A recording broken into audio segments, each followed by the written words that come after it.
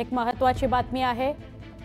मुंबई हल्ल्यातील दोषी तहव्वूर राणा याच्या भारताकडे प्रत्यार्पणाबाबत अमेरिकेतील न्यायालयानं मंजुरी दिलेली आहे। या घडीची महत्त्वाची बातमी 26/11च्या हल्ल्यातील आरोपी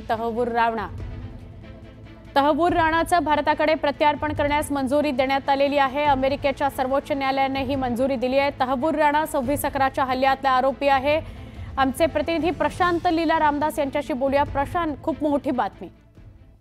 खूप मोठी बातमी आहे। तहव्वूर राणा जो मुंबई 26/11ला जो हल्ला झाला होता त्यामधला प्रमुख दोषी आहे। अमेरिकेच्या सर्वोच्च न्यायालयाने त्याला भारताला प्रत्यार्पण करण्याकरता मंजुरी दिली आहे आणि अमेरिकेच्या सुप्रीम कोर्टाने स्पष्ट केलेलं आहे की भारत आणि अमेरिकेमध्ये जो करार झालेला आहे त्या प्रत्यार्पण करारानुसार तहव्वूर राणाला भारताला प्रत्यार्पित करण्यात आपल्याला माहित असेल डिसेंबर 2024 मध्ये अमेरिकन सरकारने प्रत्यार्पण टाळण्यासाठी तहव्वूर राणा याचिका दाखल केली होती।